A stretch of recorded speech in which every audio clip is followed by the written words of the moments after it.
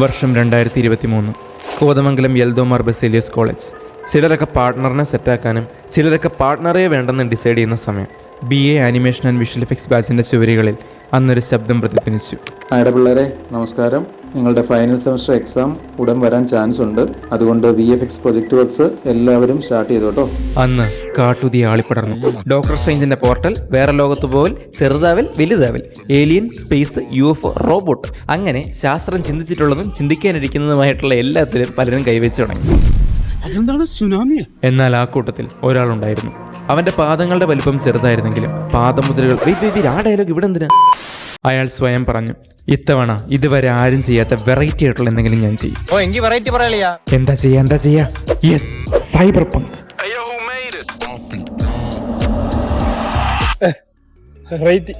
നമസ്കാരം, സുഖമാണെന്ന് വിശ്വസിക്കുന്നു. എൻ്റെ പേര് സ്റ്റെഫിൻ എന്നാണ്. ഞാനൊരു VFX ആർട്ടിസ്റ്റാണ്, വീഡിയോ എഡിറ്ററാണ്, അതുപോലെ ഒരു ആസ്പയറിംഗ് ഫിലിം മേക്കർ കൂടിയാണ്. ഈ 3 പാർട്ട് വീഡിയോ സീരീസിൽ നമ്മൾ ഡിസ്കസ് ചെയ്യാൻ പോകുന്നത് എങ്ങനെയാണ് ഞാനൊരു ലൈവ് ആക്ഷൻ സൈബർ പങ്ക് സീൻ ക്രിയേറ്റ് ചെയ്യുന്നുള്ളതിനെ കുറിച്ചാണ്. ഇതിൻ്റെ ഫസ്റ്റ് പാർട്ടാണ് പ്രീ പ്രൊഡക്ഷൻ. അതായത് ഷൂട്ടിങ്ങിൻ്റെ തലേന്ന് വരെ നമ്മൾ പ്ലാൻ ചെയ്ത് പ്രിപ്പയർ ചെയ്ത കാര്യങ്ങളെക്കുറിച്ചൊക്കെ ആയിരിക്കും നമ്മൾ ഈ ഒരു വീഡിയോയ്ക്കകത്ത് ഡിസ്കസ് ചെയ്യാൻ പോകുന്നത്. ഇതുവരെ സൈബർ പങ്ക് സീൻ നിങ്ങൾ കണ്ടിട്ടില്ലെന്നുണ്ടെങ്കിൽ ഞാൻ ഡിസ്ക്രിപ്ഷനിൽ ലിങ്ക് കൊടുത്തേക്കാം, അല്ലെങ്കിൽ ഇവിടുത്തെ ഐ ബട്ടണിലാണെങ്കിൽ നിങ്ങൾക്ക് അത് കാണാൻ പറ്റും. 2 മിനിറ്റ് ഡ്യൂറേഷൻ ഉള്ളൂ. അത് കണ്ടിട്ട് ഇത് കാണുന്നതായിരിക്കും പറ്റും. ഒരുപാട് സോഫ്റ്റ്വെയർ സൈഡിലേക്ക് പോകാതെ മാക്സിമം നമുക്ക് അതിൻ്റെ ക്രിയേറ്റീവ് സൈഡിനെ കുറിച്ച് തന്നെ ഡിസ്കസ് ചെയ്യാം. സോ നമുക്ക് പ്രീ പ്രൊഡക്ഷനെ കുറിച്ച് സംസാരിക്കാം.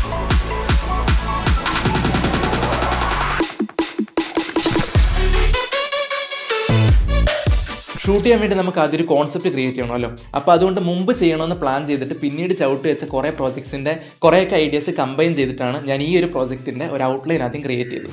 ഒരു സൈബർ പങ്ക് സിറ്റിയിലേക്ക് ഇല്ലീഗലായിട്ട് ഇൻട്രോഡ് ചെയ്തൊരു പെൺകുട്ടിയുടെ വാണ്ടഡ് പോസ്റ്റേഴ്സാണ് സിറ്റി മുഴുവൻ. അതേസമയം സിറ്റിയുടെ മറ്റൊരു കോർണറിൽ കുറേ റോബോട്ട് ചേർന്ന ഒരാളെ വളഞ്ഞിരിക്കുകയാണ്. ആ നടുക്ക് നിൽക്കുന്ന ആളാണ് നമ്മുടെ നായിക മെലീന. ഒരു റോബോട്ട് പുള്ളിക്കാരോട് സറണ്ടർ ചെയ്യാൻ ആവശ്യപ്പെടുന്നു. ആളനുസരിക്കുന്നു. റോബോട്ട് തോക്കുമായിട്ട് മുന്നോട്ട് നടക്കുകയാണ്. ആ സമയത്ത് ആരും കാണാതെ നായിക എന്തോ ഒരു എക്യുപ്മെന്റ് പുറത്തെടുക്കുകയാണ്. അത് അങ്ങോട്ടും ഇങ്ങോട്ടും ഇടവിട്ട് കാണിക്കണം. റോബോട്ട് ഷൂട്ട് ചെയ്യാൻ കാഞ്ചി വരിക്കുന്ന മൊമെന്റിൽ നായിക ഒരു ഈവിൽ സ്മൈൽ ഇടുകയാണ്. ആ എക്യുപ്മെന്റിൽ സ്വിച്ച് നിൽക്കുകയാണ്. ഷൂട്ട് ചെയ്യാനാണെങ്കിൽ ദൂരേന്ന് വിട വെച്ചാൽ പോരെ, എന്തിനാ അടുത്തേക്ക് പോയത്? ഇത് കഥയാണ്.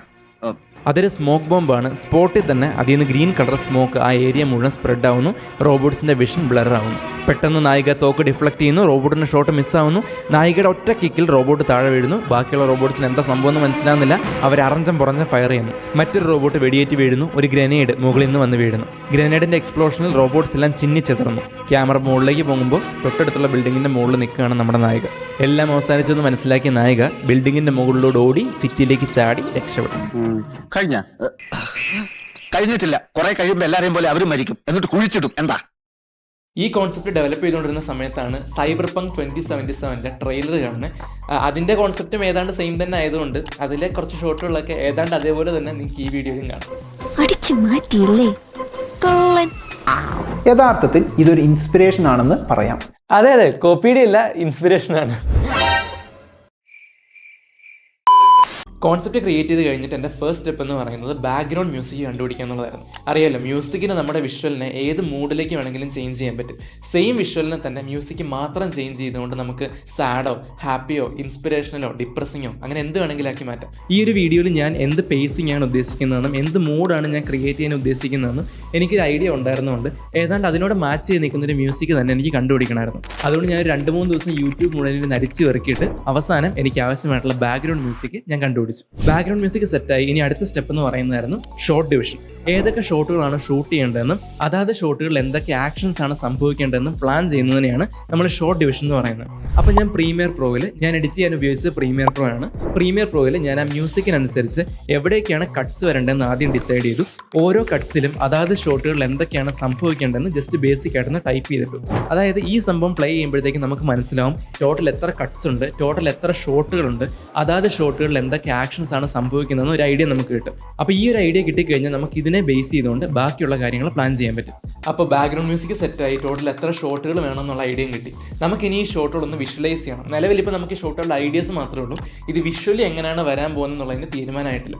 അപ്പോൾ ഇതിന് തീരുമാനമാക്കാനാണ് നമ്മൾ ആനിമാറ്റിക്സ് യൂസ് ചെയ്യുന്നത്. വെയിറ്റ്, എന്താണ് ഈ ആനിമാറ്റിക്സ്? ഓക്കെ, നിങ്ങൾക്ക് സ്റ്റോറി ബോർഡ് എന്താണെന്ന് അറിയാമെന്ന് ഞാൻ വിചാരിക്കുകയാണ്. സ്റ്റോറി ബോർഡ് എന്ന് പറഞ്ഞാൽ എന്താ? ഷൂട്ടിങ്ങിന് മുമ്പ് തന്നെ നമ്മളൊരു സീൻ അല്ലെങ്കിൽ ഒരു ഷോട്ട് റഫ് ഒരു ഡ്രോയിങ് ആയിട്ട് വരച്ചിട്ട് പ്രീ വിഷ്വലൈസ് ചെയ്യുന്ന പരിപാടി പരിപാടിയാണ് സ്റ്റോറി ബോർഡ് എന്ന് പറയുന്നത്. ഫൈനൽ ഷോട്ടിലെ ക്യാമറയുടെ പ്ലേസ്മെൻറ്റ് എങ്ങനെയാണ്, ആ ഷോട്ടിലെ കോമ്പോസിഷൻ എങ്ങനെയാണ്, ഈ പറഞ്ഞ കാര്യങ്ങളെക്കുറിച്ചൊക്കെ ഐഡിയ തരാൻ സ്റ്റോറി ബോർഡിന് സാധിക്കും. സ്റ്റോറി ബോർഡ് യൂസ് ചെയ്യുന്ന സ്റ്റിൽ ഇമേജ് ആണെങ്കിൽ ആനിമാറ്റിക്സ് യൂസ് ചെയ്യുന്നത് മൂവിങ് ഇമേജസ് ആണ്. ചുരുക്കി പറഞ്ഞാൽ സ്റ്റോറി ബോർഡിൻ്റെ ആനിമേറ്റഡ് വെർഷനാണ് ആനിമാറ്റിക്സ്. സ്റ്റോറി ബോർഡിനെയൊക്കെ നമുക്ക് കുറച്ചുകൂടെ ക്ലിയർ ആയിട്ട് ക്യാമറ മൂവ്മെൻറ്റ്സും ആ ഓവറോൾ ആ സീനിൻ്റെ പേസിങ്ങും ഓരോ ഷോട്ടുകളുടെ ടൈമിംഗ് അടക്കമുള്ള കാര്യങ്ങൾ മനസ്സിലാക്കാൻ ഈ ആനിമാറ്റിക്സ് നമ്മളെ ഹെൽപ്പ് ചെയ്യും. ഒരുപാട് കോംപ്ലിക്കേറ്റഡ് ആയിട്ടുള്ള VFX ഷോട്ടുകളോ അല്ലെങ്കിൽ ഒരുപാട് കോംപ്ലക്സ് ആയിട്ടുള്ള സ്റ്റണ്ട് സീനുകളിലൊക്കെ നമ്മൾ കോമൺ ആയിട്ട് ആനിമാറ്റിക്സ് യൂസ് ചെയ്യാറുണ്ട്. ചില കേസിലൊക്കെ ഫൈനൽ ഷോട്ട് എന്ന് പറയുന്നത് ആനിമാറ്റിക്സിന് കുറച്ച് ഡിഫറൻറ്റ് ആയിരിക്കും എന്ന് പറഞ്ഞാലും ഓവറോൾ പ്രൊഡക്ഷൻ പ്രോസസ്സിനെ ആനിമാറ്റിക്സ് ഒരുപാട് ഈസി ആക്കുന്നുണ്ട്. ചുരുക്കി പറഞ്ഞാൽ ഷൂട്ടിംഗ് പോലും സ്റ്റാർട്ട് ചെയ്യുന്നതിന് മുമ്പ് തന്നെ നമ്മുടെ ഫൈനൽ ഫിലിം എന്താണെന്ന് വിഷ്വലൈസ് ചെയ്യാൻ ആനിമാറ്റിക്സ് നമ്മളെ ഹെൽപ്പ് ചെയ്യും.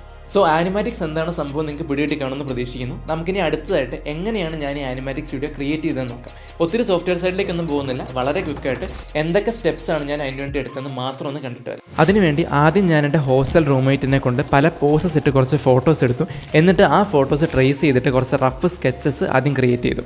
ശേഷം ആഫ്റ്റർ എഫക്ട്സ് സോഫ്റ്റ്വെയറിലെ എലമെന്റ് 3D പ്ലഗിൻ യൂസ് ചെയ്തിട്ട് ഒരു ലോ പോളി സിറ്റി ഞാൻ ക്രിയേറ്റ് ചെയ്തു. പിന്നെ ആ 3D സീനിൽ ഒരു പ്ലെയിൻ ആഡ് ചെയ്തിട്ട് അതിൽ ടെക്സ്ചറായിട്ട് ആ ട്രേസ് ചെയ്ത ഇമേജും ആഡ് ചെയ്തു. അപ്പോൾ ക്യാമറ മൂവ് ചെയ്താലും ആ ക്യാരക്ടർ ആ 3D സ്പേസിൽ നിൽക്കുന്ന പോലെ തന്നെ നമുക്ക് ഫീൽ ചെയ്യും. ടെക്സ്ചർ ആയതുകൊണ്ട് ഈ ഇമേജ് ആനിമേറ്റ് ചെയ്താലും ആ പ്ലെയിനിലെ ടെക്സ്ചറിലും അത് ആനിമേറ്റ് ആയിട്ട് വന്നോളും. എന്താ ഷൈട്ട് പറഞ്ഞേ? ഒന്നും മനസ്സിലായില്ല, പക്ഷെ കാണിക്കണ്ട. പിന്നീട് ഞാൻ ക്യാമറയ്ക്കും ആനിമേഷൻസ് കൊടുത്തു. ക്യാമറ ആംഗിളും ക്യാമറ മൂവ്മെൻറ്റ്സും ഒക്കെ സെറ്റാക്കി അവസാനം ഇങ്ങനെ ക്രിയേറ്റ് ചെയ്ത് ഇൻഡിവിജ്വൽ ഷോട്ട്സ് എല്ലാം കൂടെ റെൻഡർ എടുത്തിട്ട് അതൊക്കെ എഡിറ്റ് ചെയ്ത് കമ്പൈൻ ചെയ്തപ്പോൾ നമ്മുടെ ഫൈനൽ ആനിമാറ്റിക് വീഡിയോ കംപ്ലീറ്റ് ആയി.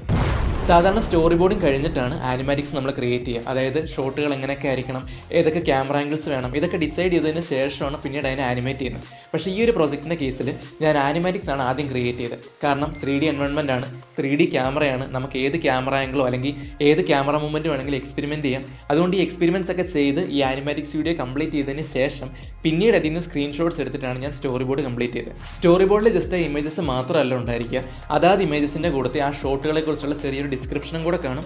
അതുപോലെ തന്നെ ആ ഷോട്ടിൻ്റെ ക്യാമറ ആംഗിളിനെ കുറിച്ചും ക്യാമറ മൂവ്മെൻറ്റ്സിനെ കുറിച്ചുള്ള ഡീറ്റെയിൽസും സ്റ്റോറി ബോർഡിൽ ഉണ്ടായിരിക്കും. ഈ ഒരു പ്രോജക്റ്റിൽ അറൗണ്ട് 27 ഷോട്ടുകൾ ടോട്ടൽ ഉണ്ടായിരുന്നു. അതിൽ അറൗണ്ട് ഒരു 13 ഷോട്ടുകൾ മാത്രമേ നമുക്ക് ഷൂട്ട് ചെയ്യേണ്ട വന്നിട്ടുള്ളൂ. ബാക്കിയുള്ള ഷോട്ടുകളിലെല്ലാം മെയിൻ ക്യാരക്ടർ ഉൾപ്പെടെ 3D മോഡലായിരുന്നു. അപ്പോൾ 27 ഷോട്ടുകളിൽ ഏതൊക്കെ ഷോട്ടുകളാണ് ഷൂട്ട് ചെയ്യേണ്ടതെന്നും അതാത് ഷോട്ടുകളുടെ ക്യാമറ ആംഗിൾസും ഞാൻ ആ സ്റ്റോറി ബോർഡിൽ മെൻഷൻ ചെയ്തായിരുന്നു. ഈ വീഡിയോ നിങ്ങൾ ഇതുവരെ എൻജോയ് ചെയ്തിട്ടുണ്ടെങ്കിൽ ഒരു 30 സെക്കൻഡ്സ് എനിക്ക് തന്നാൽ നിങ്ങൾക്ക് യൂസ്ഫുൾ ആൻഡ് ചാൻസ് ഉള്ള ഒരു ഇൻഫർമേഷൻ ഞാൻ തരാം. നിങ്ങൾ ഡിഗ്രി കഴിഞ്ഞ് പുറത്തേക്ക് മാസ്റ്റേഴ്സ് നോക്കുന്ന ഒരാളാണെങ്കിൽ ജർമ്മനി നല്ലൊരു ഓപ്ഷനാണ്.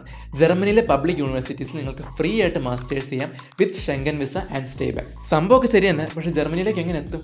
അവിടെയാണ് നിങ്ങൾ കരിയർ അറ്റ് ജർമ്മനിയെ കുറിച്ച് അറിഞ്ഞിരിക്കേണ്ടത്. എറണാകുളം കോതമംഗലത്തുള്ള കരിയർ അറ്റ് ജർമ്മനി കേരളത്തിലെ തന്നെ ടോപ്പ് റേറ്റഡ് ജർമ്മൻ ലാംഗ്വേജ് ഇൻസ്റ്റിറ്റ്യൂട്ട്സിൽ ഒന്നാണ്. ലാംഗ്വേജ് ട്രെയിനിങ് മാത്രമല്ല, ജർമ്മനിയിലേക്കുള്ള നിങ്ങളുടെ അഡ്മിഷൻ, വിസ പ്രോസസ്സിംഗ്, അവിടെയുള്ള അക്കോമഡേഷൻ, അതുപോലെ ജർമ്മനിയിൽ നിങ്ങൾ ലാൻഡ് ചെയ്ത് കഴിഞ്ഞിട്ട് നിങ്ങളുടെ റൂമിലേക്ക് എത്തിക്കാനുള്ള പിക്കപ്പ് സർവീസ് വരെയുള്ള കാര്യങ്ങളിൽ കരിയർ ജർമ്മനി നിങ്ങൾ അസിസ്റ്റ് ചെയ്യും. ജർമ്മനിയിലെ പഠനമോ ജോലിയായിട്ട് ബന്ധപ്പെട്ട എന്ത് സംശയങ്ങൾക്കും നിങ്ങൾക്ക് കരിയർ ജർമ്മനിയെ കോൺടാക്ട് ചെയ്യാം. കോൺടാക്ട് ഡീറ്റെയിൽസ് ഞാൻ ഡിസ്ക്രിപ്ഷനിൽ കൊടുത്തിട്ടുണ്ട്.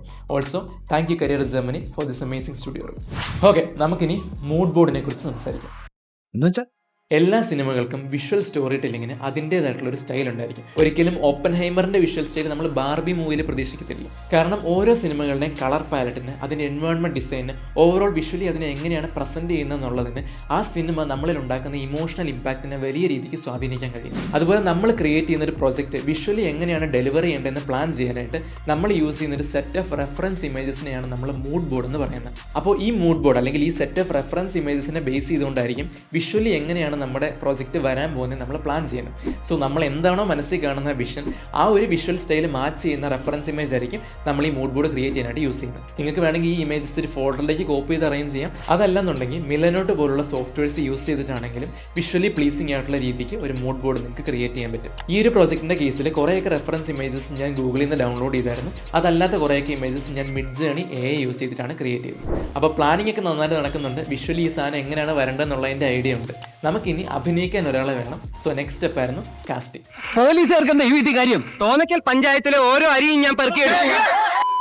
ഈ ഒരു പ്രോജക്റ്റിന് വേണ്ടിയിട്ട് ആക്ടറിനെ കോളേജിൽ നിന്ന് തന്നെ കണ്ടുപിടിക്കണം എന്നുണ്ടായിരുന്നതുകൊണ്ട് ഞാൻ ഞങ്ങളുടെ കോളേജ് ഫെസ്റ്റിൻ്റെ ഒരു 500 ഫോട്ടോസ് ഇരുന്ന് അരിച്ച് പെറുക്കിയിട്ടാണ് പ്രിൻസി അഖിലേഷ് മേ ബി ഈ ക്യാരക്ടറിനെ പ്ലേ ചെയ്യാൻ നന്നായിരിക്കും എന്നുള്ള ഐഡിയ കിട്ടുന്നത്. എന്നിട്ട് ഞാൻ ആളുടെ അടുത്ത് പോയി സംസാരിച്ചു, ഐഡിയാസ് എല്ലാം പറഞ്ഞു, ആളൊക്കെ പറഞ്ഞു, എല്ലാം വളരെ പെട്ടെന്നായിരുന്നു. കാസ്റ്റിംഗ് സെറ്റായി. അഭിനയിക്കാൻ ആളായ സ്ഥിതിക്ക് നമുക്കിനി അടുത്ത സ്റ്റെപ്പ് എന്ന് പറയുന്നത് ആൾക്കൊരു കോസ്റ്റ്യൂം ഡിസൈൻ ചെയ്യണം. ഒരു സൈബർ പങ്ക് സ്റ്റോറിയിൽ നമുക്കൊരു ചുരിദാർ ഇട്ടൊരു ക്യാരക്ടറിനെ പ്ലേസ് ചെയ്യാൻ പറ്റത്തില്ല. സോ ഒരു ബജറ്റ് സൈബർ പങ്ക് ഔട്ട്ഫിറ്റ് എങ്ങനെയാണ് ഞാൻ ക്രിയേറ്റ് ചെയ്ത് നോക്കാം. ഇനിഷ്യൽ ഐഡിയ എന്ന് പറയുന്നത് ആർക്കെയിൻ സീരീസിലെ വൈ എന്ന ക്യാരക്ടറിൻ്റെ കോസ്റ്റ്യൂമിൻ്റെ റീക്രിയേഷൻ ആയിരുന്നു. പക്ഷേ റീക്രിയേഷൻ വളരെ ദാരുണമായി പരാജയപ്പെട്ടതുകൊണ്ട് ആ ഐഡിയ പിന്നീട് വേണ്ടെന്ന് വെച്ചു. കുറച്ച് ഒറിജിനൽ കോൺസെപ്റ്റ് ആയിട്ടുകൾ വരയ്ക്കാൻ ഞാൻ നോക്കിയായിരുന്നു, പക്ഷേ ഒന്നും അത്ര സെറ്റ് ആയില്ല. ആ ടൈമിൽ പ്രിൻസി പ്രോജക്റ്റിലേക്ക് കാസ്റ്റ് ചെയ്തായിരുന്നു. അതുകൊണ്ട് പ്രിൻസിയുടെ ഒരു ഫോട്ടോ തന്നെ റെഫറൻസ് ആക്കി യൂസ് ചെയ്തിട്ടാണ് ഞാൻ ഇതിൻ്റെ ഫൈനലൈസ്ഡ് കോൺസെപ്റ്റ് ആർട്ടുകൾ ക്രിയേറ്റ് ചെയ്തത്. കോൺസെപ്റ്റ് ആർട്ട് ക്രിയേറ്റ് ചെയ്തു. ഇനി അടുത്ത സ്റ്റെപ്പ് എന്ന് പറയുന്നത് ഒരു യെല്ലോ കളർ ജാക്കറ്റ് പർച്ചേസ് ചെയ്യാന്നുള്ളതായിരുന്നു. കാര്യം ഓൺലൈനായിട്ട് പർച്ചേസ് ചെയ്തപ്പോൾ അത് മഞ്ഞയായിരുന്നു എന്ന് പറഞ്ഞാൽ സാധനം വന്നപ്പോൾ ഒരു ഓറഞ്ച് പോലത്തെ കളറായി പോയി. അതിനുശേഷം ഞാൻ ജാക്കറ്റിലെ ഡിസൈൻസ് ഒക്കെ ഹാൻഡ് പെയിന്റ് ചെയ്തു. പിന്നെ സൈഫൈ കോസ്റ്റ്യൂംസിലൊക്കെ നമ്മൾ കാണാറുള്ളത് പോലത്തെ ഒരു കോളർ ഞാൻ സ്ട്രിപ്പ് ലൈറ്റ്സും കാർഡ്ബോർഡും ഉപയോഗിച്ച് ക്രിയേറ്റ് ചെയ്തായിരുന്നു. ആ കോളർ ഞാൻ ജാക്കറ്റിൽ അറ്റാച്ച് ചെയ്തു. അതിൻ്റെ ബാറ്ററിയും സ്വിച്ചും ഒക്കെ ഈ വേസ്റ്റ് ബാഗിൽ സെറ്റ് ചെയ്തു. അതായത് ഈ വേസ്റ്റ് ബാഗിൽ സ്വിച്ചിൽ നിൽക്കുക, ഇതിൽ ലൈറ്റ് കത്തും. പിന്നെ ഒരു ചോക്ക് കോളറും കൂടാതെ സ്നീക്കേഴ്സിൽ ഫിറ്റ് ചെയ്യാനുള്ള കുറച്ച് അറ്റാച്ച്മെന്റ്സും ഞാൻ കാർഡ്ബോർഡ് ഉപയോഗിച്ച് ക്രിയേറ്റ് ചെയ്തായിരുന്നു. അതിനുശേഷം ഷൂട്ടിങ്ങിന്റെ ടൈമിൽ ഞങ്ങൾ ഒരു ലോഡ് മുട്ടുസൂചി വെച്ചിട്ട് ഈ കോസ്റ്റ്യൂം ഫുൾ അറേഞ്ച് ചെയ്തു. അവസാനം കോൺസെപ്റ്റ് ആർട്ടിനെ ബേസ് ചെയ്തുകൊണ്ടുള്ള മേക്കപ്പും കൂടെ ആയി കഴിഞ്ഞപ്പോൾ നമ്മുടെ ബജറ്റ് സൈബർ പങ്ക് ഔട്ട്ഫിറ്റ് സെറ്റായി.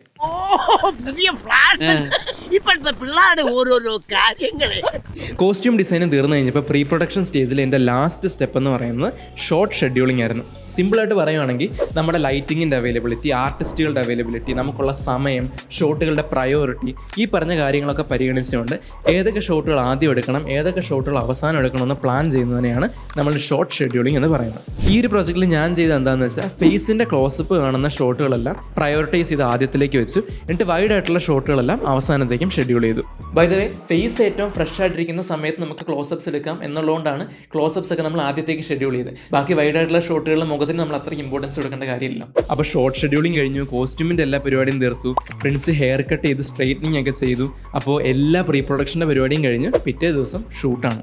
സോ ഇത്രയൊക്കെയാണ് പ്രീ പ്രൊഡക്ഷനെ കുറിച്ച് പറയാനുള്ളത്. നമുക്കിനി നെക്സ്റ്റ് വീഡിയോ മിസ്സായി. Costume design, mood board, short, പ്രോപ്പിനെ പറ്റി പറഞ്ഞിട്ടില്ല. കട്ട് ചെയ്തിട്ട് ഒന്നുകൂടെ എടുത്തു. ഷൂട്ടിങ്ങിന് വേണ്ടിയിട്ട് സൈബർ പങ്ക് കോസ്റ്റ്യൂം ഉണ്ടാക്കിയ കൂടത്തിൽ തന്നെ ഞാനൊരു പ്രോപ്പ് കൂടെ ഡിസൈൻ ചെയ്തായിരുന്നു. നമ്മൾ ഈ വീഡിയോയ്ക്ക് ഒത്തിരി സ്മോക്ക് ബോംബ് കാണിക്കുന്നുണ്ട്. ഒരു സ്വിച്ച് ക്ലിക്ക് ചെയ്യുമ്പോൾ ഗ്രീൻ കളർ സ്മോക്ക് വരുന്നുണ്ട്, സ്മോക്ക് ബോംബ് കാണിക്കുന്നുണ്ട്. അപ്പോൾ ഈ സംഭവം ഉണ്ടാക്കാനായിട്ട് ഞാൻ പിൻട്രസ്റ്റിൽ കണ്ട കുറച്ച് റെഫറൻസ് ഇമേജസിനെ ബേസ് ചെയ്തുകൊണ്ട് ഒരു ബേസിക് ഷേപ്പ് കാർഡ്ബോർഡ് വെച്ച് ഉണ്ടാക്കി അതിനുശേഷം ഫോട്ടോഷോപ്പിൽ ക്രിയേറ്റ് ചെയ്തൊരു ഡിസൈൻ പ്രിൻ്റ് എടുത്ത് ഒട്ടിച്ചിട്ടാണ് ഞാൻ ആ സ്മോക്ക് ബോംബിൻ്റെ പ്രോപ്പ് ക്രിയേറ്റ് ചെയ്തത്. എന്തായാലും ഒരു പ്രോപ്പ് ഉണ്ടാക്കുകയാണ്, എന്നാൽ പിന്നെ കുറച്ച് ബ്രില്യൻസ് ആയിട്ട് കുറച്ച് ഡീറ്റെയിൽസ് ഇരുന്നോട്ടെ എന്ന് വിചാരിച്ചിട്ട് ഞാൻ ആ പ്രോപ്പിൽ brand name, model number, license number, ഇല്ലാത്ത മാനുഫാക്ചറിങ് കമ്പനിയുടെ അഡ്രസ്സ്, യൂസേജ് വാണിങ്ങും ഈവൻ യൂസേജ് റൈറ്റ് അടക്കം ആഡ് ചെയ്തു. ഇത്രയും മെനക്കെട്ടിരുന്ന ഡീറ്റെയിൽസ് എല്ലാം ആഡ് ചെയ്തിട്ട് ഇതിൽ ഏതെങ്കിലും ഒന്ന് ഫൈനൽ ഔട്ട് വരണ്ടേ. രാത്രി ഒരുപോലെ കണ്ണടയ്ക്കാതിരുന്നുണ്ടാക്കിയതാ.